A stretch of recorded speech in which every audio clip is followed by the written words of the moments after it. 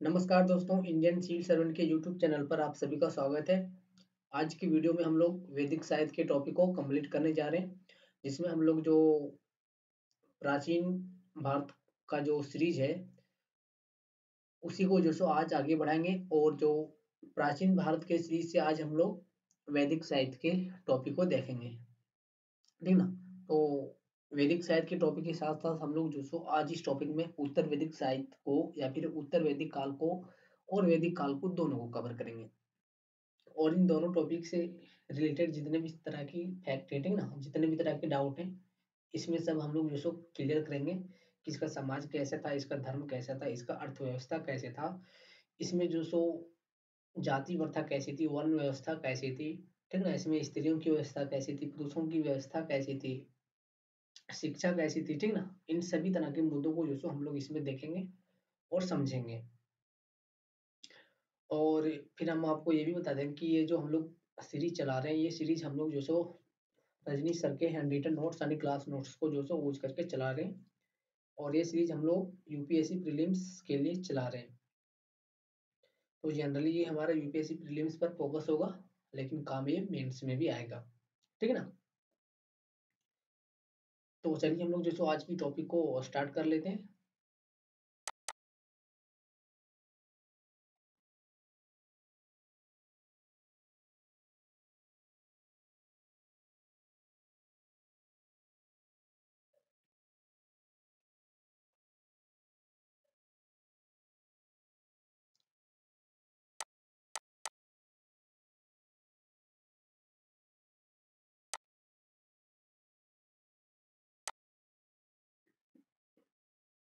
तो चलिए हम लोग जो सो कौन सा टॉपिक देखेंगे। तो सबसे पहले हम लोग जो सो आज की लेक्चर में जो सो वैदिक साहित्य के टॉपिक को देखने जा रहे हैं, ठीक ना। वैदिक साहित्य या फिर वैदिक काल, ठीक ना। तो इसमें सबसे पहला फैक्ट हमारा ये आता है, ठीक ना, कि इसका जो काल है वैदिक काल, ठीक ना, ये वैदिक काल जो सो कितने कौन सा काल है, ठीक ना, मतलब इसका जो टाइम पीरियड है वो कौन सा टाइम पीरियड है। तो देखिए इसका अगर टाइम पीरियड पूछा जाएगा तो कोई फिक्स टाइम पीरियड नहीं है, ठीक ना। लेकिन जनरली जो अनुमान लगाया जाता है हमारा, ठीक ना, इतिहासकारों के द्वारा जनरली जो हमारा अनुमान लगाया जाता है वैदिक साहित्य का या फिर वैदिक काल का, तो वो जो सो हमारा 1500 बीसी से 500 बीसी के बीच जो सो इसका अम, इसकी अनुमान जो सो लगाया जाता है, ठीक ना। अब अगर देखिए यहाँ पे यूपीएससी कई तरह की सवाल इस टॉपिक से, सॉरी, इस पॉइंट से आपको पूछ सकती है। क्या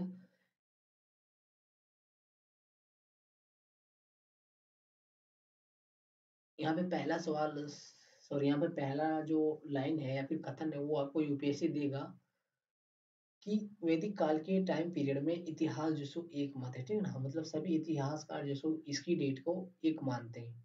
तो ऐसा नहीं है, ये कथन जो सो हमारा गलत हो जाएगा। वैदिक काल का जो रचना हुआ है या फिर वैदिक साहित्य का जो काल है, उस काल में जो सो उस काल का जो टाइम पीरियड है उसमें इतिहासकार जो सो एक मत नहीं है, ठीक ना, सभी जो सो अलग अलग मत में दिखाई हुई देते हैं। तो ये जो सो यूपीएससी यहाँ से आपको क्वेश्चन घुमा सकती है, ठीक है ना, कि इतिहासकार जो सो इसके टाइम पीरियड पर एक मत है, तो नहीं, बिल्कुल भी नहीं। इतिहासकार जो सो सब सब इतिहासकार जो सो अपने अपने टाइम पीरियड पर रहे, और सभी इतिहासकारों का जो मत है वो जो सो इसके टाइम पीरियड पर अलग अलग मत है, ठीक ना। तो इसमें जो सबसे ज्यादा फेमस टाइम पीरियड है, ठीक ना, जो सबसे ज्यादा सब इतिहासकार मानते हैं, वो जो सो हमारा 1500 बीसी से 500 बीसी के आसपास है। और वो जो सो किसका विचार है, तो ये विचार जो सो मैक्स मुलर ने दिया है कि इसका शायद टाइम पीरियड यही रहा होगा, ठीक है ना, 1500 से 500 बीसी तक। तो ये भी याद रखिएगा कि ये अनुमान जो लगाया है, ये अनुमान किसके द्वारा दिया गया, तो ये अनुमान जो मैक्स मुलर के द्वारा दिया गया, ठीक ना। और यही अनुमान जो सबसे ज्यादा मायने है, ठीक ना। लेकिन ये भी याद रखिएगा कि ये भी अनुमान जो हमारा कंफर्म सही नहीं है, एग्जैक्ट सही नहीं है, ठीक है ना, सिर्फ अनुमानित डेट है।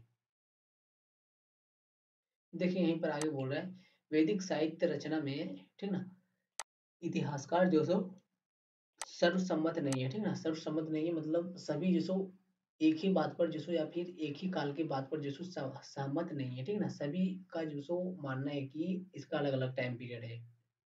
सभी इतिहासकार जो सो अलग अलग मत के हैं, ठीक है ना।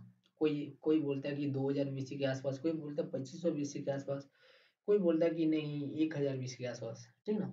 तो इसीलिए जैसे यहाँ पर इतिहासकार जो सो सब अलग अलग मत पर है, ठीक ना, सर्वसम्मत नहीं है। फिर बोल रहा है मैक्स मुलर ने वैदिक साहित्य की रचना की अवधि किस आधार पर तय किया है, ठीक ना। ये जो मैक्स मुलर है, इसने जो सो इसकी रचना की अवधि का जो तय किया 1500 से 500 बीसी का, तो इसने जो सो किसको आधार बनाया, ठीक है ना। अगर आप जो सो किसी को तय कर दें, किसी भी डेट को तय कर दें, तो आप किस आधार पर तय करेंगे, ठीक है ना। तो इसी तरह से जो सो मैक्स मुलर ने भी किया, ठीक ना। तो इसने जो सो इसकी भाषा शास्त्रीय के अध्ययन पर तय किया, ठीक ना। किसके आधार पर किया, भाषा शास्त्रीय अध्ययन के आधार पर। तो ये भी ध्यान रखिएगा कि मैक्स मुलर ने इस साहित्य की रचना का जो आधार तय किया, वो जो सो भाषा साहित्य की अध्ययन की रचना पर तय किया है। फिर आगे बोल रहा है बाल गंगाधर तिलक ने खगोलीय शास्त्रीय अध्ययन के आधार पर दिया, ठीक ना। जो बाल गंगाधर ने विचार दिया था, सॉरी, बाल गंगाधर ने जो टाइम पीरियड दिया था अपने तरफ से कि इसका अभी तक इसका जो टाइम पीरियड है वो ये हो सकता है, तो उन्होंने जो सो इसका आधार बताया था खगोल शास्त्रीय अध्ययन, ठीक ना। इसने जो सो अपना बात का आधार बनाया था खगोल शास्त्रीय अध्ययन। और मैक्स मुलर ने जो इस साहित्य की रचना की उसको जो सो अपना आधार बनाया भाषा शास्त्री का अध्ययन। फिर आगे चलिए हम लोग देखते हैं कि वैदिक काल का बंटवारा, ठीक ना, कि वैदिक काल को जो सो कितने भागों में बांटा जाता है और किस किस भागों में जो सो वैदिक काल बढ़ता है। तो यहाँ पे पहला है हमारा पूर्व वैदिक काल, ठीक है ना। पूर्व वैदिक काल, और इसी को जो सो ऋग्वैदिक काल भी बोला जाता है। और इसका टाइम पीरियड जो सो हमारा है 1500 बीसी से 1000 बीसी तक, ठीक है ना, 1000 बीसी के बीच में है इसका टाइम पीरियड है। किसका, ऋग्वैदिक काल का या फिर पूर्व वैदिक काल का। फिर नेक्स्ट में आता है हमारा उत्तर वैदिक काल, ठीक है ना। उत्तर वैदिक काल का मतलब हुआ पूर्व वैदिक काल के बाद वाला काल, ठीक है ना, पूर्व वैदिक काल के जस्ट बाद वाला काल।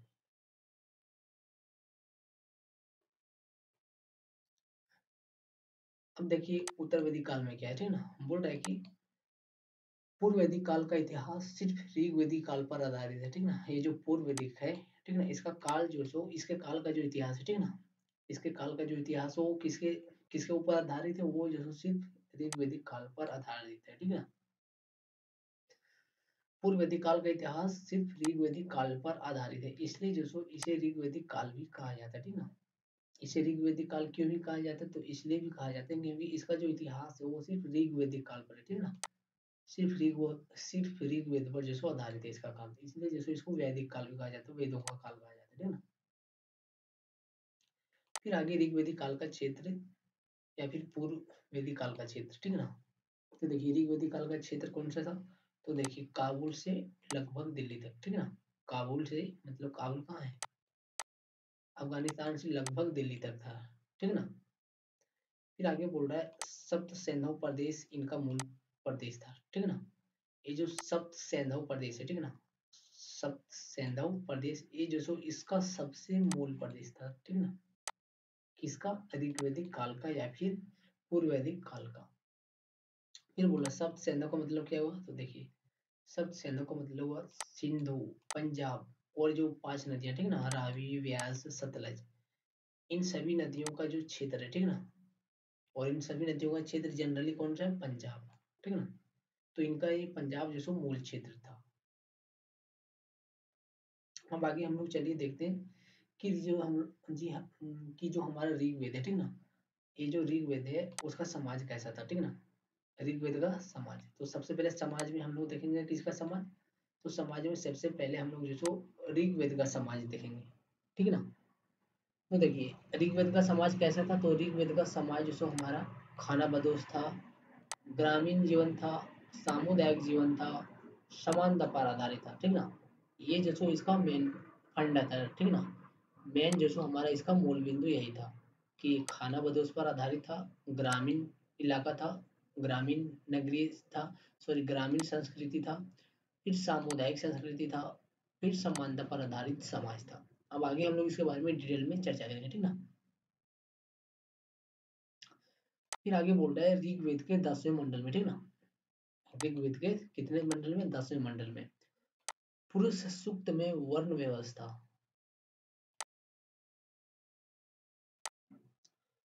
पुरुष सूक्त में वर्ण व्यवस्था का प्रथम बार उल्लेख मिलता है, ठीक ना। तो वर्ण व्यवस्था का सबसे पहली बार उल्लेख कहाँ मिलता है, तो देखिए वर्ण व्यवस्था का सबसे पहली बार उल्लेख जो सो हमारा वो जो सो हमारा ऋग्वेद में मिलता है, ठीक है ना। और ऋग्वेद में भी कौन सा मंडल में, तो ऋग्वेद में 10वें मंडल में, ठीक ना, ऋग्वेद के 10वें मंडल में। तो क्या बोल रहा है कि वर्ण व्यवस्था का सबसे पहली बार जो साक्ष्य यानी प्रमाण है वो जो सो हमारा ऋग्वेद में मिलता है, और ऋग्वेद के 10वें मंडल में मिलता है, ठीक है ना। इसका उल्लेख जो सो हमको ऋग्वेद के 10वें मंडल में मिलता है सबसे पहली बार वर्ण व्यवस्था का। फिर बोल रहा है कि महिलाओं की दशा जो सो अच्छी थी, ठीक है ना। महिलाओं की दशा कैसी थी, तो अच्छी थी। इसके बारे में हम लोग और डिटेल आगे चर्चा करेंगे। फिर आगे बोल रहा है आर्यों एवं अनार्यों के बीच संघर्ष और मेल मिलाप थी, ठीक है ना। यहाँ पे आर्य का मतलब कौन हुआ, तो आर्य का मतलब जनरली जो सो ब्राह्मण होता है, ठीक ना। और अनार्य का मतलब कौन हुआ, जनरली जो ब्राह्मण नहीं है, ठीक ना।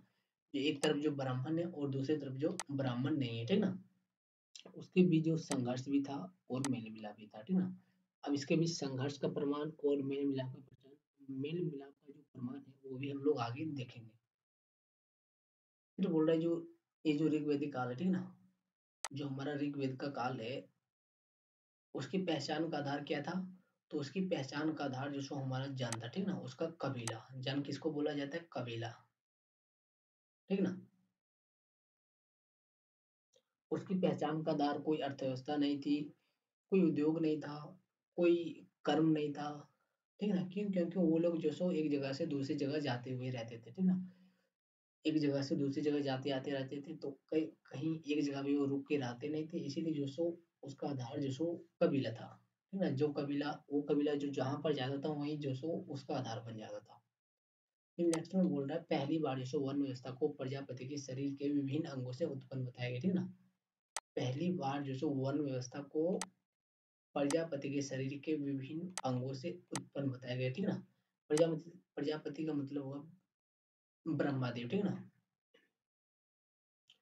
तो किसके शरीर से विभिन्न किसके शरीर से उत्पन्न बताया गया वर्ण व्यवस्था को, तो प्रजापति के शरीर से, ठीक ना।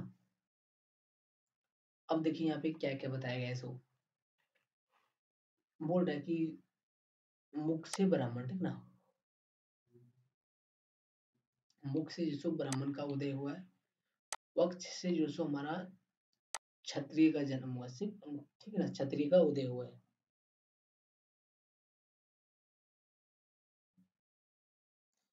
फिर कमर, ठीक है ना, कमर से जो सो वैश्य का हुआ है, और पांव से जो सो शूद्र का हुआ है।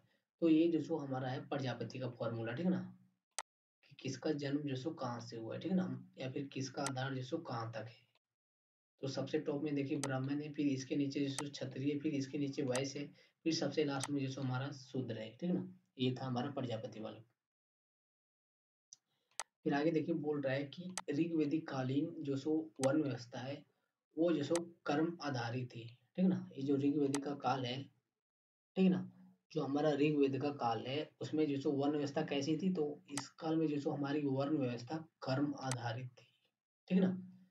मतलब व्यक्ति जैसा भी कर्म करेगा उसका वर्ण जो सो वैसे ही तय हो जाएगा, ठीक है ना। लेकिन आज के काल में कैसा है, तो देखिए आज का जो पर्यटन काल है उसमें जो सो हमारा वर्ण व्यवस्था जाति आधारित है, ठीक है ना।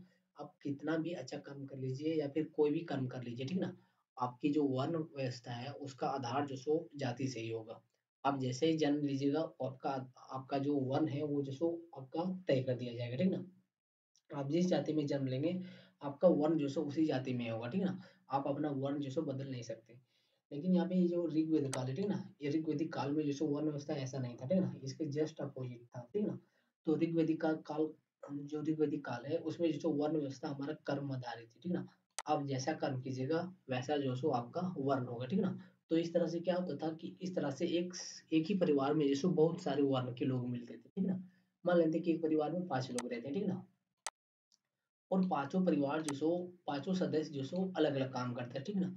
एक जो सो मान लेते हैं कि पूजा पाठ का काम करता है, दूसरा मान लेते हैं कि युद्ध का काम करता है, तीसरा मान लेते हैं कि सब्जी वगैरह उगाने का काम करता है, ठीक ना, और चौथा मान लेते हैं कि किसी की सेवा सत्कार का काम करता है। तो देखिए यहाँ पे एक ही परिवार के सदस्य में जो सो 5 लोग हैं, ठीक है ना? और पाँचों का वर्ण जो सो अलग-अलग हो गया, ठीक है ना? क्यों? क्योंकि इस टाइम जो सो वर्ण व्यवस्था जाति सॉरी कर्म आधारित थी।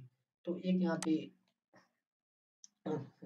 पे जैसे हमारा ब्राह्मण हो गया, एक यहाँ पे क्षत्रिय हो गया, एक यहाँ पे वैश्य हो गया, एक यहाँ पे शूद्र हो गया। एक ही परिवार में जैसे 5 वर्ण के लोग मिलेंगे, ठीक है ना? कितना अच्छा परिवार है कि एक ही परिवार में जब सभी लोगों को अपने अपनी कर्म के अनुसार अपना वर्ण व्यवस्था, अपना वर्ण, अपना जाति जो सो तय करने का अधिकार होगा। तो ऐसा अधिकार जो सो हमको ऋग्वेदिक काल में देखने को मिल रहा है कि इस टाइम पे जो सो व्यक्तियों को या फिर लोगों को अपना अधिकार खुद ही तय करने का जो सो मिला हुआ था वर्ण, ठीक है ना? अपना वर्ण व्यवस्था जो सो तय करने का अधिकार उसको खुद ही मिला था। अब जैसा कर्म कीजिएगा वैसा जो सो आपका वर्ण जो सो तय हो जाता था।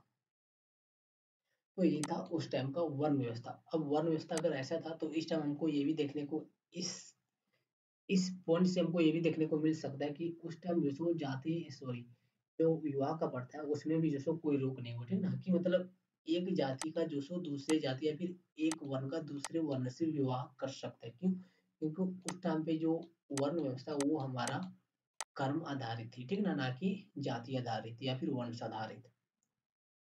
तो एक तो हमको ये भी प्रमाण मिल रहा है कि उस टाइम जो सो विवाह का जो सो प्रथा जो सो वर्ण आधारित नहीं रही होगी।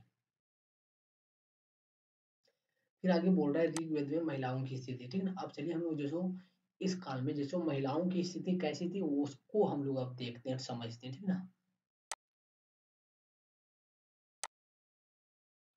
तो देखिए पहला बोल रहा है इन्होंने वैदिक मंत्रों की रचना भी की है, ठीक है ना? क्या बोल रहा है कि इन्होंने वैदिक मंत्रों की रचना भी की है। सिर्फ ऐसा नहीं कि सिर्फ पुरुषों ने ही वैदिक मंत्रों की रचना की है, ठीक है ना? यूपीएससी में एक कथन दे देगा कि ऋग्वेद ऋग्वेद में जो सो वैदिक मंत्रों की रचना सिर्फ पुरुषों ने की है, ठीक है ना? ये कथन जो सो हमारा गलत हो जाएगा, नहीं सिर्फ पुरुषों ने नहीं किया है। फिर ये दे देगा कि ऋग्वेद में जो सो मंत्रों की रचना जो सो सिर्फ महिलाओं ने किया है, ये भी कथन गलत हो जाएगा। फिर कथन देगा कि ऋग्वेद में जो सो महिलाओं ने मंत्रों की रचना बड़े पैमाने पर किया है, ये भी गलत हो जाएगा, ठीक ना? क्यों? क्योंकि यहाँ पे जो सो कुछ ही महिलाओं ने रचना किया है, ठीक ना? वैदिक मंत्रों की रचना जो सो कुछ ही महिलाओं ने किया है, सिर्फ गिने चुनी महिलाओं ने, ठीक ना? तो इसीलिए यहाँ पे लाइन को जो सो ध्यान से पढ़िएगा और ध्यान से पढ़ने के साथ आप जो सो इसके क्वेश्चन को भी जो सो खुद से फ्रेम कर लीजिएगा, ठीक ना? क्योंकि अगर हम एक एक लाइन का क्वेश्चन फ्रेम करके आपको बताने लग जाएंगे तो फिर हो गया।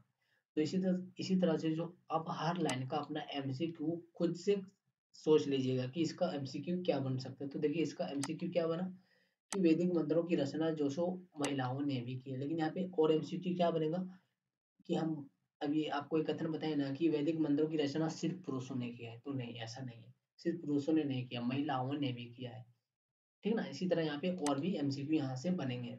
अब जैसे देखिए कुछ महिलाओं का नाम जो सो हम आपको बता रहे हैं, ठीक है ना? कि किन किन महिलाओं ने जो सो वैदिक मंत्रों की रचना की है। तो देखिए इसमें एक नाम आता है यपाला का, ठीक है ना? यपाला का। फिर दूसरा नाम आता है हमारा घोषा का। फिर तीसरा नाम है विश्वारा का। और फोर्थ नंबर में आता है हमारा सिकता नाम, ठीक है ना? तो ये जो सो हम कुछ महिलाओं के नाम जो सो आपको बता दिए। फिर आगे यहाँ पे बोल रहा है अगले पॉइंट पर कि इन्होंने जो सो युद्ध में भी भागीदारी की थी, ठीक है ना? तो देखिए ये भी बात सही है। अब यहाँ पे यूपीएससी में एक कथन आपको दे देगा कि ऋग्वेद में जो सो महिलाओं ने पुरुषों का युद्ध में सहयोग कंधे से कंधे मिलाकर किया था, ठीक ना? तो ये बात गलत हो जाएगा, ठीक ना? क्यों? क्योंकि यहाँ पे जो सो महिलाओं ने कंधों के साथ कंधों से कंधों मिलाकर युद्ध में जो सो सहयोग नहीं दिया, ठीक ना? सिर्फ थोड़ा बहुत ही सहयोग किया होगा, ठीक ना? ज्यादा नहीं किया है। तो इसीलिए यहाँ पे अगर कोई ऐसा कथन यूपीएससी दे देगा कि ऋग्वेद काल में महिलाओं ने पुरुषों के साथ कंधे से कंधे मिलाकर सहयोग किया युद्ध में, तो ऐसा नहीं बात है, ये गलत है, ठीक ना? लेकिन ये भी कथन आ जाएगा कि ऋग्वेद में महिलाओं ने युद्ध में भागीदारी नहीं की, ठीक ना? तो ये गलत हो जाएगा क्योंकि यहाँ पे युद्ध में महिलाओं ने भागीदारी की है। फिर आगे आपसे बोला जाएगा गाय धोने एवं कपड़े बुनने की भी भूमिका थी, ठीक है ना? किसकी? महिलाओं की, ठीक है ना? तो ये जो गाय भी धोती थी एवं कपड़े भी बुनती थी। फिर आगे बोल रहा है सभा समिति में भागीदारी थी, ठीक है ना? सभा समिति का मतलब क्या हुआ? जैसे आजकल आप देखते हो कि गाँव में जो सभा होती है, ठीक है ना? समितियां होती है। वहाँ पे जो महिलाओं को जो आज जो राजनीति में हिस्सा लेने का मौका दिया जाता है, ठीक है ना? उसको अपने बात रखने की जो सो उसको अपनी बात रखने की जो सो अधिकार दिया जाता है, मंच दिया जाता है, टाइम दिया जाता है, उसको जो सो वो आदर सत्कार दिया जाता है ताकि वो जो सो अपनी बात को जो सो वहाँ पे रख सके और वो भी जो सो राजनीति में हिस्सा ले सके, ठीक ना।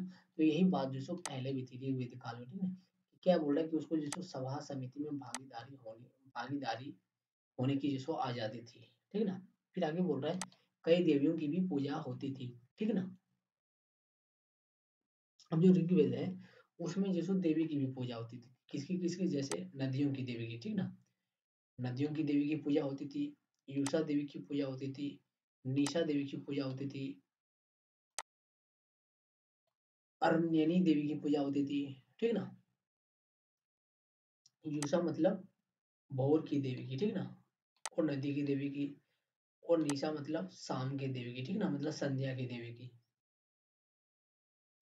फिर आगे बोल रहा है महिलाओं के विरुद्ध कोई सामाजिक तथा सॉरी महिलाओं के विरुद्ध कोई सामाजिक प्रथा विकसित नहीं थी, ठीक ना। मतलब जो वैदिक काल है उसमें जो महिलाओं के विरुद्ध कोई भी जो सामाजिक प्रथा विकसित नहीं थी, ठीक ना। जैसे हम बताते हैं भ्रूण हत्या, ठीक ना, बाल विवाह, या फिर विधवा विवाह नहीं, सती प्रथा। तो ये जितनी भी बुरी प्रथाएं थी, बुरी प्रथाएं आज जो समाज में हमको देखने को मिलती है, ठीक है ना। ये बुरी प्रथाएं जो सो महिलाओं के विरुद्ध जो सो वैदिक काल में हमको देखने को नहीं मिलती, मतलब उस काल में जो सो महिलाओं की दशा जो सो अच्छी थी, और उस काल में जो सो महिलाओं के विरुद्ध जो सो कोई भी बुरी सामाजिक प्रथा का विकास विकास जो सो नहीं हुआ था, ठीक ना। मतलब जितनी भी प्रथाएं उस टाइम थी, उस टाइम जितनी भी प्रथाएं थी सब जो सो महिलाओं के सपोर्ट में ही थी, ठीक ना, सब जो सो महिलाओं के फेवर में ही थी, कोई भी जो सो उसके विरुद्ध में नहीं था। जैसे देखिए यहाँ पे बोला गया ना बाल विवाह नहीं था, विधवा विवाह का प्रचलन था, ठीक ना। विधवा विवाह का प्रचलन हुआ मतलब क्या हो कि एक विधवा को जो सो फिर से अपने पति चुनने का अधिकार मिल गया, ठीक ना, तो ऐसी बात है। फिर बोल रहा है कुछ महिलाएं अपनी इच्छा से आजीवन अविधवा सॉरी अविवाहित भी होती थी, ठीक ना, अविवाहित भी रहती थी। अब ये भी अच्छी बात है कि महिलाओं को ये भी अधिकार था कि आप जो सो आजीवन अविवाहित भी रह सकते हैं, अगर आपको शादी की या फिर शादी की अगर आपको इच्छा नहीं तो आप जो आजीवन अविवाहित भी रह सकते हैं, ठीक है ना। ऐसा अधिकार जो महिलाओं को था वैदिक काल में। फिर बोल रहा है सती प्रथा का भी प्रचलन नहीं था, ठीक ना। सती प्रथा का मतलब क्या हुआ कि जब किसी स्त्री का जो पुरुष है, ठीक ना, जब किसी स्त्री का पति हस्बैंड की जब डेथ हो जाती है, ठीक ना, तब जो सो उसकी चिता में जो सो उसकी पत्नी को जो सो जिंदा जला दिया जाता है, ठीक ना। मतलब उसकी पत्नी को जो जिंदा उसकी चिता में जो सो कूदना पड़ता है, ठीक ना, अपनी प्राण की आहुति देनी पड़ती, वही बोला जाता है सती प्रथा। तो ये सती प्रथा नहीं थी उसमें, ठीक ना, किसमें वैदिक काल में। फिर बोला स्वयंवर का भी प्रचलन था, ठीक ना, स्वयंवर। अब देखिए आपने देखा होगा रामायण में एक स्वयंवर होता है, ठीक ना। और उस स्वयंवर में क्या होता है कि वहाँ पे सीता जी का स्वयंवर होता है, और वहाँ पे जो सो बहुत सारे राजा होते हैं, ठीक ना, बहुत सारे राजा होते हैं और अपनी प्रतियोगिता के आधार पर अपनी प्रतिभा के आधार पर जो सो उसको जीतने का प्रयास करते हैं, ठीक ना। तो वो वाला स्वयंवर जो सो वो स्वयंवर और वो असली वाला स्वयंवर नहीं था, ठीक ना। असली वाला स्वयंवर क्या होता है हम आपको बताते हैं, ठीक ना। मान लेते हैं कि एक लड़की है, ठीक ना, एक लड़की है और उसको जो सो अपनी इच्छा से लड़के को चुनने का अधिकार होगा, ठीक ना, अपनी इच्छा से चुनने का और कोई प्रतियोगिता भी नहीं होगा, ठीक ना। अब देखिए सीता जी का भी स्वयंवर हुआ था, ठीक ना, लेकिन वो असली स्वयंवर हमारा नहीं था, ठीक ना। उसको असली स्वयंवर नहीं बोला जाता, क्यों?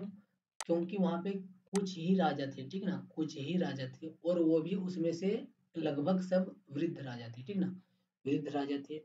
इसके बाद भी वहां पे एक शर्त रखा गया था कि इस धनुष को जो उठाएगा वही सीता का पति बनेगा, ठीक ना। मतलब यहाँ पे देखिए कितनी सारी शर्त रखा गया। पहला तो यहाँ पे सीमित राजा है, ठीक ना, सीमित राजा जिसको निमंत्रण दिया गया सिर्फ वही है। फिर दूसरा है यहाँ पे जो इस धनुष को उठाएगा वही इसका पति बनेगा। अब ऐसा कौन सा स्वयंवर है भाई स्वयंवर का मतलब होता है कि महिलाओं को अधिकार देना, लड़कियों को अधिकार देना, अपने पसंद अनुसार अपने जीवन साथी का चयन करना, ठीक ना। और उसमें जो सो वो किसी को भी चयन कर सकती है, ऐसा नहीं कि सिर्फ 5 लोगों के समूह में से किसी को चयन करेगी, ऐसा नहीं है। पूरे संसार में से किसी को भी वो चयन कर सकती है, इसको बोला जाता है असली स्वयंवर, ठीक ना। तो यहाँ पे स्वयंवर का मतलब यही है कि ये स्वयंवर का जो अधिकार है उस ये स्वयंवर महिलाओं को प्राप्त था उस टाइम कि उसको जो सो अपनी आजादी के अनुसार, ठीक ना, उसको अपनी इच्छा के अनुसार जो सो अपने वर को चयन करने का अधिकार था। फिर आगे देखिए क्या है, ठीक ना। अब हम लोग जो सो वैदिक काल देखते हैं। तो पहले हम लोगों ने क्या पढ़ा कि काल में जो सो कई लोगों का अनेक मत है, जैसे मैक्स मुलर का इतना मत है, ठीक ना। फिर हम लोगों ने देखा कि इतिहासकार इसे सर्वसम्मत नहीं है।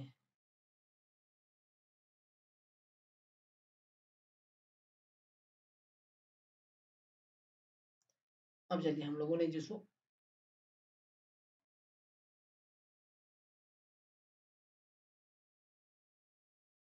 यहाँ तक देख लिया था, ठीक ना, कि ऋग्वेदिक काल का क्षेत्र कौन सा था। तो इसमें हम लोगों ने क्या क्या देखना, हम लोगों को पूर्व वैदिक काल और उत्तर वैदिक काल, ठीक ना। तो पूर्व वैदिक काल का हम लोगों ने देख लिया, समाज समाज कैसा था, वहां पे स्त्रियों की दशा कैसी थी, ठीक है ना। अब चलिए हम लोग जो सो यजुर्वेद की तरफ चलते हैं, ठीक है ना। तो देखिए यह जो सो मूलतः अनुष्ठान प्रधान वेद है, ठीक है ना। अनुष्ठान प्रधान मतलब इस वेद में जो सो यज्ञ हो गया, हवन हो गया, कर्म कांड नहीं, मतलब जितने भी तरह के अनुष्ठान है ना, पूजा पाठ वगैरह, इसकी जो सो प्रधानता है इस यजुर्वेद में। फिर बोल रहा है इसका ब्राह्मण जो सो कौन है, सतपथ ब्राह्मण, ठीक ना। तो आपसे यूपीएससी में सवाल पूछा जाएगा कि यजुर्वेद का ब्राह्मण का नाम बताएं, ठीक ना। तो इसका ब्राह्मण जो सो सतपथ ब्राह्मण है। फिर आगे बोल रहा है अथर्ववेद है, ठीक ना। तो देखिए यह जो सो हमारा वह ग्रंथ है जिसमें आर्य और अनार्य संस्कृतियों संस्कृतियों में बल दिया गया है, ठीक ना। तो यह कैसा वेद है, तो इसमें जो सो आर्य और अनार्य के बीच संस्कृतियों को बल दिया गया, ठीक ना। और इसके तहत जो सो पहली बार वेद में सॉरी इसके तहत जो सो पहली बार वेद की बातें शामिल हुई, ठीक ना। इसके तहत सबसे पहली बार की कौन सी बातें शामिल हुई, तो इसके तहत पहली बार जो हमारा वेद की बातें शामिल की गई है। फिर बोल रहा है टोटमवाद, ठीक है ना। टोटमवाद हम लोगों ने पहले वाले लेक्चर में पढ़ा था कि बुरी शक्तियों का प्रभाव, ठीक ना, जैसे भूत हो गया, आत्मा हो गया, और भी तरह की जो बुरी शक्तियां होती है, ठीक ना, उसका बोल रहा है टोटमवाद जैसी अनार्य विशेषताओं के समावेश के कारण ब्राह्मण ने वेदत्री, ठीक है ना, क्या बोल रहा है, वेदत्री यानी 3 वेद का विचार दिया, ठीक ना। अर्थात कहा कि वेद सिर्फ 3 है, ठीक ना। क्या बोल रहा है कि टोटमवाद जैसी अनार्य विशेषताओं के समावेश के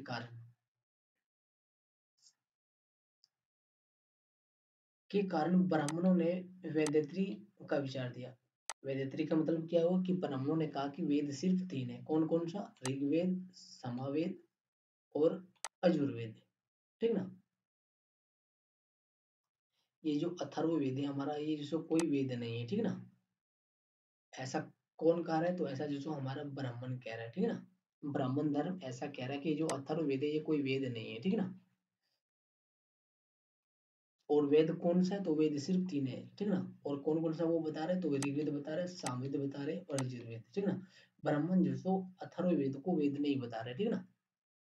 तो याद रखिएगा यहाँ पे पूछा जाएगा कि अथर्ववेद को वेद कौन नहीं बता रहे, ठीक ना, तो वो जैसे ब्राह्मण नहीं बता रहा। और ये भी पूछा जाएगा कि ब्राह्मणों के अनुसार 3 वेद कौन सा है, 3 वेद कौन सा है, ठीक ना। फिर ये बोला जाएगा कि वेदेत्री का सिद्धांत किसने दिया, ठीक ना। तो वेदेत्री का सिद्धांत जो सो हमारा ब्राह्मणों ने दिया है।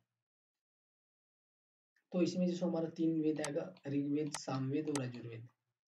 फिर बोला वैदित्र्य में अथर्ववेद को शामिल नहीं किया गया, ठीक ना। पहले बोला कि अथर्ववेद को जैसे इसमें शामिल नहीं किया गया, इसको जैसे बाहर कर दिया गया। और अथर्ववेद को जैसे वेद नहीं मानता है ब्राह्मण लोग, ठीक ना। क्या बोल रहा है, वेदत्रय में जो सो अथर्ववेद को शामिल नहीं किया गया है। अथर्ववेद का ब्राह्मण कौन है, तो इसका जो सो ब्राह्मण है गोपथ ब्राह्मण।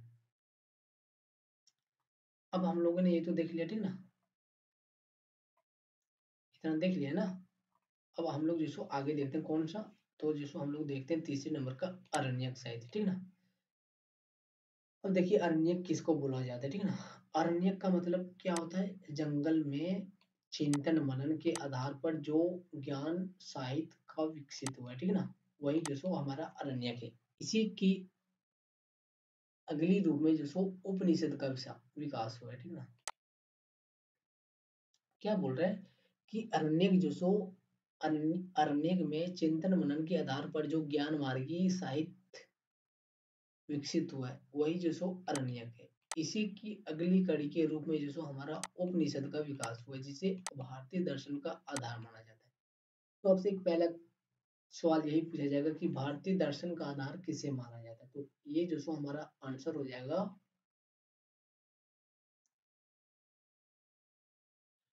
उपनिषद को, ठीक ना। इसको जो सो भारतीय दर्शन का आधार माना जाता है। अरण्य किसको बोला अरण्य किसको बोला जाता है, तो अरण्य अरण्य उसको बोला जाता है जो जंगल में चिंतन मनन के आधार पर ज्ञान मार्गी साहित्य का विकास हुआ, ठीक ना। तो अरण्य कैसा साहित्य है, तो ये जो सो हमारा ज्ञान मार्गी साहित्य है, ठीक ना। ये भी याद रखिएगा, पूछा जाएगा कि अरण्य कैसा साहित्य है, ठीक ना। तो ये जो सो हमारा ज्ञान मार्गी साहित्य है। क्यों, क्योंकि इसका विकास जो सो ज्ञान मार्ग में जो सो हुआ है, ठीक ना, मार्ग में हुआ है, इसीलिए जो सो इसको ज्ञान मार्गी भी कहा जाता है। फिर आगे बोल रहे हैं उपनिषद है। तो देखिए उपनिषद में क्या क्या पढ़ा जाएगा, सो ठीक ना। उपनिषद की बातें कुछ हम लोग जान लेते हैं। तो इसमें पहला क्या बोल रहा है कि 11 उपनिषद वो हैं जिन पर शंकराचार्य ने टीका लिखा, ठीक है ना, मतलब अपनी बात लिखी है, अपनी पुस्तिका लिखी है, अपनी जो सो अपनी जो सो उसने बातों को रखा है, ठीक ना, उसको बोला जाता है 11 उपनिषद वो है जिन पर शंकराचार्य ने टीका लिखा। वैसे क्या बोल रहा है कि वैसे तो उपनिषदों की संख्या हमारा 108 है, लेकिन सिर्फ 11 उपनिषद ही जो सो हमारा ज्यादा इंपॉर्टेंट है और वही प्रमुख है। फिर बोल रहा है कि ज्यादातर उपनिषद उत्तर वेदी काल के अंत तक रच दिए गए थे, ठीक है ना। मतलब जो ज्यादातर उपनिषद है वो जो सो हमारा उत्तर वेदी काल तक ही रच दिया गया था, ठीक है ना। उत्तर वेदी काल तक ही जो सो रच दिया गया था। फिर बोल रहा है कि लेकिन कुछ उपनिषदों की रचना बाद में भी हुई है, ठीक है ना। बाद में मतलब उत्तर वैदिक काल के बाद में भी हुई है। जैसे किसका किसका रचना बाद में हुआ, तो इसका जो सो अल्लोपनिषद, ठीक है ना। अल्लोपनिषद इसकी रचना जो सो अकबर के काल में हुई, ठीक है ना। फिर आगे बोल रहा है उपनिषद जो सो कैसा साहित्य है, तो वो उपनिषद जो सो हमारा उपदेशात्मक है तथा आख्यानात्मक ग्रंथ है, ठीक है ना। तो याद रखिएगा, आपसे पूछा जाएगा कि क्या उपनिषद सिर्फ उपदेशात्मक है, तो गलत हो जाएगा। फिर दूसरा कथन दे देगा कि उपनिषद जो सो आख्यानात्मक है, गलत हो जाएगा। फिर तीसरा ऑप्शन आपको देगा कि उपनिषद हमारा उपदेशात्मक तथा आख्यानात्मक दोनों है, ये बात सही हो जाएगा। फिर आगे बोल रहा है कि इसमें ब्रह्म आत्मा मोक्ष जैसे प्रश्नों पर विचार है, ठीक है। मतलब इसमें किसका किसके किसके किसके ऊपर विचार है, तो इसमें जो हमारा ब्रह्म आत्म मोक्ष जैसे प्रश्नों पर विचार है, ठीक ना। इन जैसे प्रश्नों पर इसके ऊपर जैसे विचार किया गया किसमें, उपनिषद में। फिर बोल रहा है उपनिषदों में कही गई विशेष बातें, ठीक ना। तो चलिए हम जैसे देखते हैं कि उपनिषद में क्या क्या बातें विशेष है। तो पहले जैसे हम लोग विरहद विरहद अरण्यक उपनिषद को देखते हैं, ठीक है ना। विरहद उपनिषद को देखते हैं कि इसमें जो ये जो विरहद उपनिषद है, इसमें जो कौन सी बातें कही गई, ठीक है। तो देखिए इसमें बोला जा रहा है कि इसमें जो पहली बार आत्मा के पुनर्जन्म और कर्म फल की संकल्पना आई है, ठीक है ना। ये जो विरहद उपनिषद है, ठीक है ना, ये जो हमारा विरहद उपनिषद है, इसमें जो पहली बार जो हमारा आत्मा का पुनर्जन्म, ठीक है ना, आत्मा का पुनर्जन्म और कर्म फल की संकल्पना आई है, ठीक है ना। आत्मा का पुनर्जन्म का मतलब क्या हो कि एक आदमी जिसको एक बार मरता है और फिर से जन्म लेता है, एक बार मरता है फिर से जन्म लेता है, उसी को जिसको बोला जाता है पुनर्जन्म। और कर्म फल का मतलब क्या होता है? कर्म फल का मतलब वो हुआ कि आपने जो पाप किए वो पाप जो सो आपको भोगना पड़ेगा, ठीक ना। मतलब आपने जितने भी बुरे कर्म किए उसका फल जो सो आपको भुगतना पड़ेगा, ठीक ना। वही बोला, उसी को बोला जाता है कर्म फल, और वो कर्म फल जो सो आपको भुगतना पड़ेगा। और बिना उस कर्म फल की अंत की आपको जो सो मोक्ष नहीं मिलेगी, ठीक ना। इसी को बोला जाता है कर्म फल। फिर आगे बोल रहे छंदोदाय छांदोग्य उपनिषद, ठीक ना। क्या बोल रहा है? छांदोग्य उपनिषद। तो देखिए जो छांदोग्य उपनिषद है इसमें देखिए क्या बात है, क्या कि इसमें बोला जा रहा है कि अहम ब्रह्म अस्मि तत्व तत्त्वम अस्सि तत्- तथा अद्वैतवाद का विचार है, ठीक ना। तो इसमें किसका विचार है? तो देखिए इसमें बोला जा रहा है अहम ब्रह्म अस्मि, तथा इसमें जो सो तत्वम असि तथा अद्वैतवाद का विचार है। फिर आगे देखिए, आगे थर्ड नंबर, ठीक ना, कठोपनिषद। तो कठोपनिषद में क्या बोला गया? तो देखिए इसमें जो सो हमारा इसमें जो हमारा यम और नचिकेता की संवाद है, मतलब कहानी है, ठीक ना। यम और नचिकेता के बीच में जो जो भी बातें हुई है, ठीक ना, उसकी कहानी किसमें दिया गया है? कठोपनिषद में, ठीक ना। यम मतलब अमराज और नचिकेता एक जो सो धरती का वासी है, ठीक ना, पृथ्वी का वासी है। फिर आगे बोल रहे हैं 4 नंबर में श्वेताश्वर, ठीक ना। श्वेताश्वर उपनिषद में भक्ति का विचार है। ये जो श्वेताश्वर उपनिषद है इसमें जिसको किसका विचार है? तो इसमें जिसको हमारा भक्ति का विचार है। फिर आगे बोल रहा है मुंडोपनिषद, ठीक है ना। तो मुंडोपनिषद में क्या है? तो ये जो मुंडोपनिषद है इसमें जो हमारा यज्ञ को एक फूटी हुई नौका बताया गया है, ठीक है ना। फूटी हुई नौका का मतलब क्या हुआ? मतलब ये बताया गया है कि इसमें जैसो ये जो यज्ञ है, ये यज्ञ जैसो एक झूठी है, ठीक है ना, मक्कार है, ठीक है ना। इस मतलब इसमें जो यज्ञ को स्वीकार नहीं किया गया, किसमें? मुंडोपनिषद में, ठीक है ना। तो आज रखिएगा, यहाँ से सवाल बनेगा, ठीक ना, कि कौन सा ऐसा उपनिषद है जिसमें यज्ञ को फूटी हुई नौका बताया गया, ठीक है ना। फूटी हुई नौका बताया गया या फिर झूठी मक्कार बताया गया है। फिर आगे बोल रहा है सत्यमेव जयते, इसी उपनिषद का शब्द है, किसका? मुंडोपनिषद का। फिर आगे 6 नंबर में जावलोपनिषद, ठीक ना। जावलोपनिषद में क्या है? तो इसमें जो सो सत्य काम की कथा है, ठीक ना। कौन सी काम की? सत्य काम की कथा है। फिर आगे हम लोग चलिए देखते हैं वैदिक कालीन अर्थव्यवस्था, ठीक है ना, कि वैदिक काल का जो अर्थव्यवस्था कैसा था, ठीक ना। तो इसमें जैसे हम लोग सबसे पहले पूर्व वैदिक काल की अर्थव्यवस्था देख लेते हैं, उसके बाद जैसे उत्तर वैदिक काल की अर्थव्यवस्था देखेंगे। तो पूर्व वैदिक काल का अर्थव्यवस्था देखिए, पशुपालन की प्रधानता थी, ठीक ना। फिर बोल रहा कृषि का ज्ञान था, ठीक ना। मतलब जो पूर्व वैदिक काल के लोग थे इसको जो कृषि का भी ज्ञान था। कृषि, और इसमें कृषि को क्या बोला जाता था इस टाइम पे? तो इसमें जो कृषि को यव बोला जाता था। फिर आगे बोल रहा है इसका जो मृदभांड है, मतलब पूर्व वैदिक काल का जो मृदभांड है, इसका जो मृदभांड कैसा था? तो गेरू वर्णीय मृदभांड था। फिर आगे बोल रहा है ताम्र पाषाणिक काल का दौर था, ठीक ना। मतलब इस टाइम में जो तांबे का जो यूज किया जाता था, ठीक ना। फिर आगे बोल रहा है रथों का निर्माण, ठीक ना। रथों का निर्माण, वज्र जैसा उपकरण इस्तेमाल में लाना, ठीक ना। फिर बोल रहा है शिरस्तारण, ठीक ना, रथों का निर्माण। अब ये रथ का निर्माण कौन करता होगा? तो रथ का निर्माण जो जनरली जो राजा करते थे, ठीक ना। तो उस टाइम भी राजा ही करते थे, करते होंगे। फिर बोल रहे हैं वज्र जैसा उपकरण इस्तेमाल में लाना, और वज्र जैसा उपकरण इस्तेमाल में कौन में लाता था? तो ये जो सो अक्सर इंद्र इसको अपने इस्तेमाल में लाते थे। तो हो सकता है कि उस टाइम जो सो इंद्र का इनसे परिचित होगा, ठीक ना। मतलब पूर्व वैदिक काल से इंद्र का जो सो, मतलब हो सकता है कि पूर्व वैदिक काल के जो सो इंद्र से परिचित होंगे, ठीक है ना। इसीलिए जो सो वो वज्र को अपना उपकरण बनाते होंगे। फिर आगे बोल रहे हैं शिरास्त्रन, ठीक ना। शिरास्त्रन किसको बोला जाता है? ये जो सो हेलमेट को बोला जाता है, ठीक ना। राजा लोग जो सो अपने देखा होगा कि जब युद्ध में जाते तो वो हेलमेट नहीं, मुकुट पहन के जाते हैं, ठीक ना। तो उसी को जो सो उस टाइम जो सो सिर अस्त्र अस्त्रान बोला जाता था, ठीक ना, हेलमेट। फिर आगे बोल रहा है ऋग्वेद में जो सो सबसे ज्यादा बार जिस पशु का उल्लेख हुआ है वह जो सो घोड़ा है, ठीक है ना। तो ऋग्वेद में सबसे ज्यादा बार उल्लेख किस पशु का हुआ? तो ऋग्वेद में सबसे ज्यादा बार उल्लेख जो सो पशु पशु में घोड़ा का हुआ है, ठीक है ना। तथा दूसरे स्थान पर जो सो गाय का हुआ है। तो इसमें देखिए सबसे ज्यादा बार उल्लेख हमारा घोड़े के हुआ है, उसके बाद जो सो गाय का हुआ है। फिर आगे बोल रहा है गाय के आधार पर कुछ शब्द, ठीक है ना। मतलब ऋग्वेद काल में जो सो या फिर पूर्व वैदिक काल में जो सो गाय को और किस किस शब्द से जाना जाता था, ठीक ना। तो देखिए गोमत का होता था अमीर आदमी, ठीक ना, गोमत अमीर आदमी।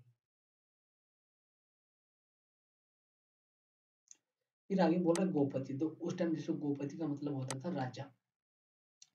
फिर बोल रहा है गवेषणा और गविष्टि, ठीक ना, गवेषणा और गविष्टि इन दोनों का मतलब होता था युद्ध। फिर एक शब्द आता है गोत्र, ठीक ना, तो इस शब्द का मतलब होता था जिनकी गाय एक ही जगह बंधती थी, ठीक ना। अब गोत्र का मतलब अलग अलग काल में जो सो अलग अलग शब्द आता है, ठीक ना। जैसे यहाँ पे क्या बोला जा रहा है कि गोत्र का मतलब यहाँ पे क्या होता था, जिनकी गाय एक ही जगह बांधी थी, ठीक ना, उसको जो सो गोत्र बोला जाता था। तो ये बात है हमारा ऋग्वेद काल का, ठीक ना। लेकिन जब उत्तर वैदिक काल में हम लोग जाएंगे तो वहां पे गोत्र का मतलब कुल हो जाता है, वंश हो जाता है, ठीक ना। तो याद रखिएगा कि ऋग्वेद काल में गोत्र का मतलब होता था जिसका गाय एक ही जगह पर बंधा था, और वही अगर हम उत्तर वैदिक काल में जाएंगे तो वहां पे गोत्र का मतलब हो जाता है कुल या फिर वंश। फिर आगे आता है एक शब्द गोधन, ठीक ना, तो गोधन का मतलब हमारा यतिथि होता है। फिर आगे हम लोग अब पहले हम लोगों ने देख लिया कि उत्तर वैदिक काल की अर्थव्यवस्था, ठीक ना, सॉरी वैदिक काल का अर्थव्यवस्था देख लिया। अब हम लोग जो सो उत्तर वैदिक काल का अर्थव्यवस्था देखते हैं कि इसका अर्थव्यवस्था कैसा था। तो देखिए यहाँ पे बोला जा रहा है कृषि प्रधान अर्थव्यवस्था थी, ठीक है ना। ये भी जैसो हमारा कृषि प्रधान अर्थव्यवस्था थी, जिसमें गेहूं चावल और गन्ना जैसो प्रमुख रूप से उगाया जाता था, ठीक है ना।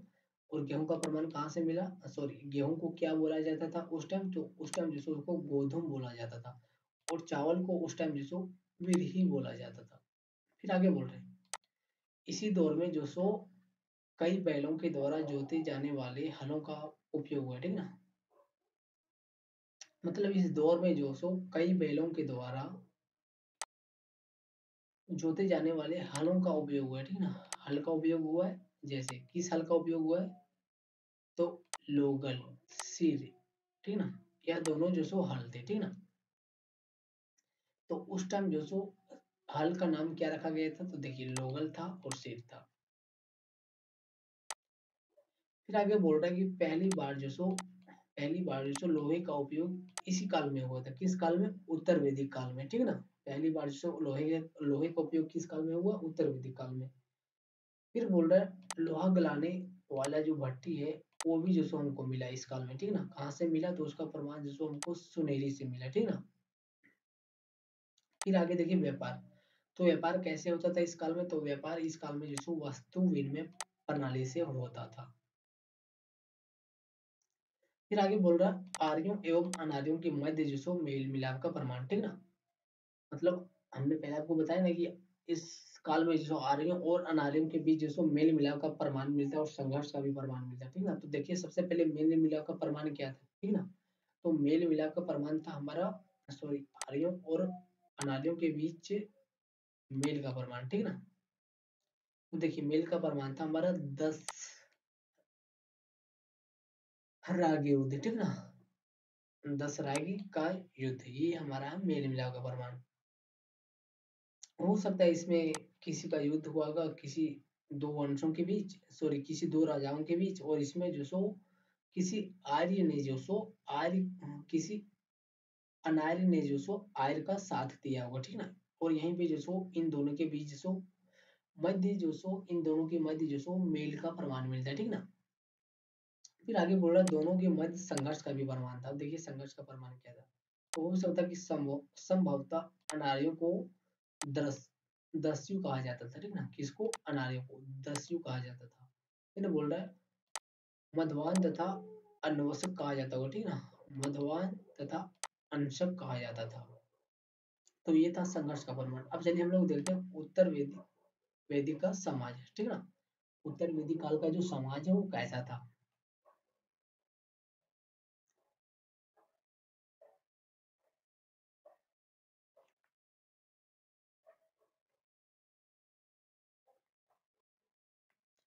तो देखिए यहाँ पे बोला जा रहा है कि इसका समाज जो सो अस्थाई जीवन था, ठीक ना।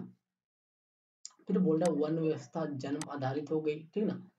अब देखिए हमने जैसे आपको पहले बताया कि वैदिक काल में जैसो हमारा समाज जैसो कैसा था, तो वहां पे जो सो वो कर्म आधारित था। लेकिन देखिए उत्तर वैदिक काल में आते ही जो सो ये वर्ण व्यवस्था ये जो सो अब जन्म आधारित हो गई, ठीक है ना। अब आप जैसे ही जन्म लीजिएगा आपका वर्ण जो सो तय हो जाएगा, ठीक है ना। आप जिस भी जाति में जन्म लीजिएगा उसी जाति से आपका वर्ण तय होगा, ठीक है ना। आपके कर्म के अनुसार अब तय नहीं होगा आपका वर्ण। तो ये जो सो आज भी लागू है कि आप जिस भी जाति में जन्म लेंगे आपका वर्ण जो सो उसी जाति से तय होगा। आपके कर्मों से आपका वर्ण जो सो तय नहीं होगा।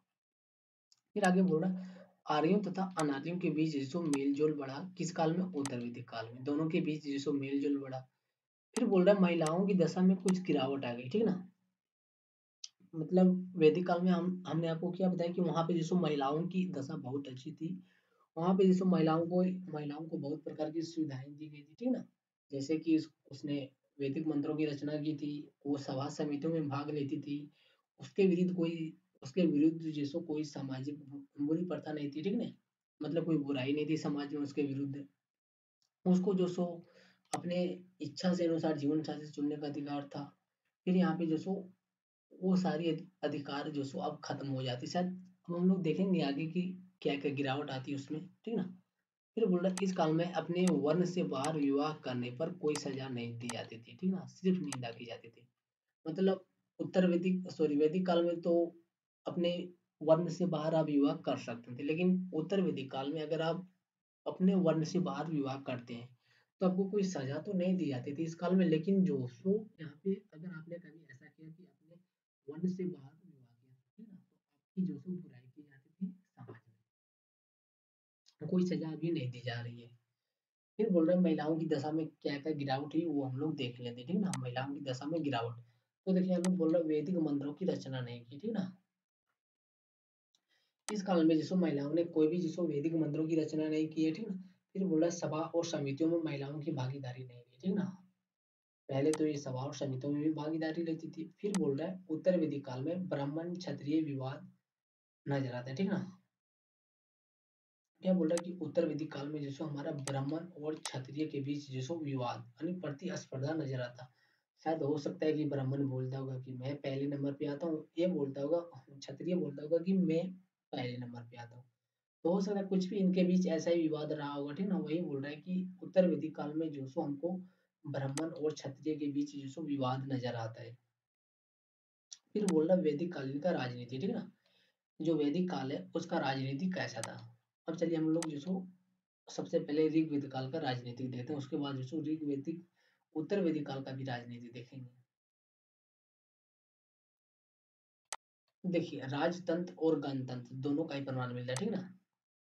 मतलब हमको यहाँ पे जो वैदिक काल है यहाँ पे जो सो हमको राजतंत्र का भी प्रमाण मिलता है और तो हमको गणतंत्र का भी प्रमाण मिलता है। लेकिन प्रधानता जो सो राजतंत्र का ही रहा होगा, ठीक है ना। और प्रधानता जो सो इसी की थी। फिर बोल रहा राजा के पास अपनी सेना और नौकरशाही नहीं थी, ठीक है ना। किस काल में? वैदिक काल में। इस काल में राजा के पास अपनी कोई सेना नहीं थी और नौकरशाही नहीं थी, ठीक है ना। इसके लिए जो राजा को प्रजा पर डिपेंड रहना पड़ता होगा। फिर बोल रहा राजा सभा समिति या फिर विदत या फिर गण के परामर्श पर ही विचार करने के लिए बाध्य था, ठीक है ना। मतलब जो राजा है वो जो सो सभा समिति के आधार पर या फिर विदत के आधार पर या फिर गण के परामर्श के आधार पर ही जो सो निर्णय करता होगा, ठीक है ना। और उसी के आधार पर निर्णय करने के लिए या फिर विचार लेने के लिए बाध्य होगा। फिर बोल रहा है युद्ध प्रधान समाज था, ठीक है ना। जो ऋग्वेदिक काल है ये जो हमारा युद्ध प्रधान समाज था, इसमें युद्धों को जिसको प्रधानता दी जाती थी। फिर बोल रहा देवताओं में सबसे प्रधान देवता इंद्र था, ठीक है ना, क्योंकि यह जैसे युद्ध का नेतृत्व करता है इसलिए जैसो इसको युद्ध प्रधान समाज भी कहा जाता है। फिर इसी से रिलेटेड कुछ शब्द देख लीजिए। बोल रहा है सपस, ठीक है ना। तो सपस का मतलब क्या होता है? गुप्तचर होता है सपस का मतलब। फिर आगे बोल रहा है पालगल, तो पालगल का मतलब दूत होता है। अब हम लोग जो उत्तर वैदिक काल का राजनीति देख लेते हैं, ठीक है ना, कि उत्तर वैदिक काल का जो राजनीति है वो कैसा था। क्योंकि देखिए यहाँ पे बोला जा रहा है राजा की शक्ति में वृद्धि हो गई, ठीक है ना। पहले जो सो राजा के पास अपनी सेना नहीं थी, अपनी नौकरशाही नहीं थी, तो इसके लिए जो सो उसको अपने प्रजा पे डिपेंड रहना पड़ता होगा, ठीक ना? खुद से वो कोई निर्णय नहीं ले पाता था, लेकिन अब यहाँ पे इसकी शक्ति में वृद्धि होती है। बोल रहे हैं, अब राजा बड़ी-बड़ी उपाधियाँ जो सो धारण करने लगा, ठीक ना? उपाधियाँ धारण करने लगा मतलब जब वो कोई अच्छा कार्य करता होगा, बड़ा कार्य करता होगा, जब वो युद्ध से जीत कर आता होगा, तब वो जो सो उपाधियाँ लेता होगा या फिर जो सो धारण करता होगा। फिर बोल रहे हैं, राजा की अपनी सेना तथा नौकरशाही हुई, ठीक ना? अब उसको जो सो प्रजा के ऊपर डिपेंड कर रहना नहीं पड़ता होगा।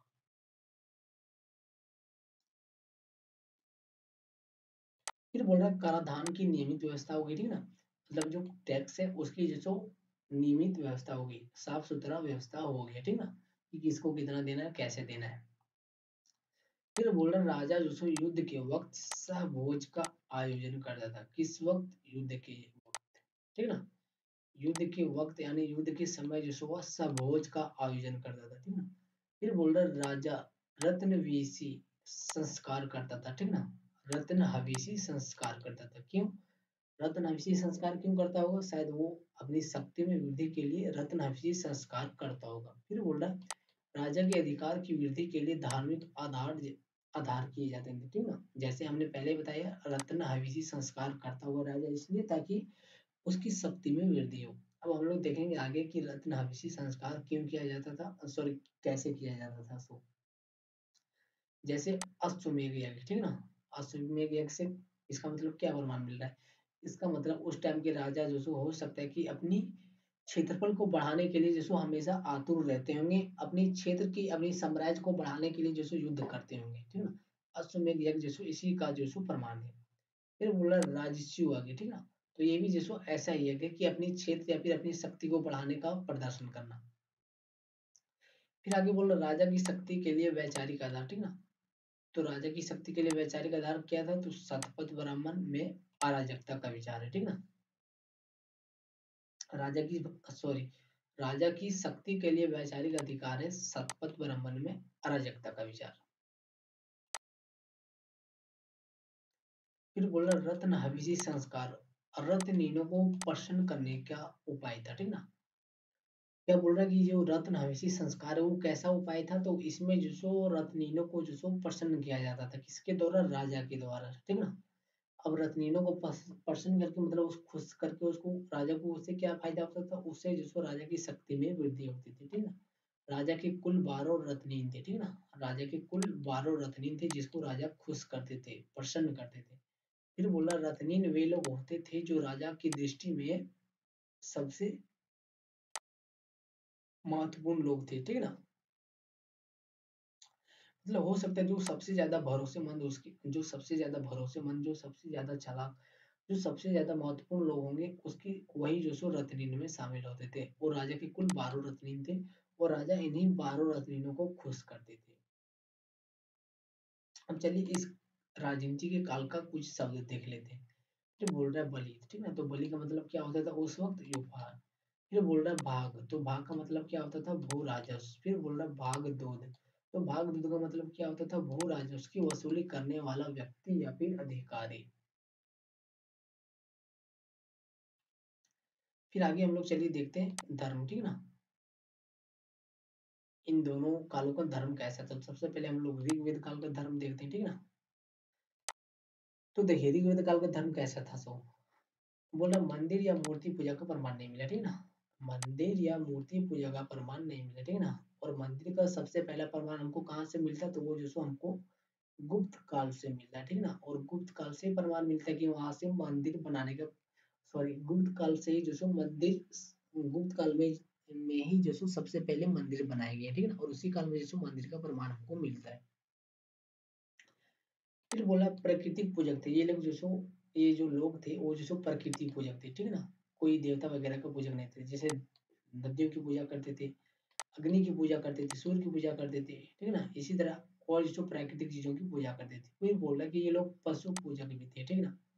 फिर बोल रहा है बहुदेववादी थे, मतलब अनेक देवी देवता थे इनके।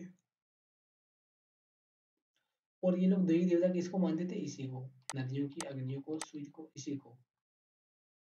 तो बोला मेल एंड फीमेल देवी देवता थे, ठीक है ना? मतलब नर और पुरुष दोनों देवी देवता थे। फिर बोल रहा है कि यज्ञ का चलन था, ठीक ना। क्या बोल रहा है, इस काल में जो सो ये जो वैदिक काल है इसमें जो सो यज्ञों का भी चलन था, हवन का भी चलन था, लेकिन बोल रहा है अभी सामान्यतः स्तुति गान सबसे प्रधान प्रधान विधि थी, ठीक ना। मतलब देवता को कैसे खुश किया जाता था, स्तुति के द्वारा, उसकी उसको जिसको याद करके, ठीक ना, स्तुति गान करके, ठीक ना। फिर बोल रहे हैं सबसे ज्यादा जो सो सबसे ज्यादा बार स्तुति इंद्र की हुई है, ठीक ना। मतलब इस काल में जो सबसे ज्यादा बार स्तुति किसकी हुई, इंद्र की, शायद इसलिए भी क्योंकि इंद्र जो सो उस काल का जो सो प्रधान देवता था, ठीक ना। फिर बोल रहा उसके बाद जो सो सबसे ज्यादा बार स्तुति जो सो सॉरी स्तुति, हाँ स्तुति जो सो अग्नि की हुई, ठीक ना। फिर बोल रहा है गायत्री महामंत्र ऋग्वेद के तीसरे मंडल से मिला, ठीक ना। ये जो हमारा गायत्री मंत्र है ओम भूर्भुवः स्वः, वो जो सो हमारा ऋग्वेद के तीसरे मंडल से मिला है।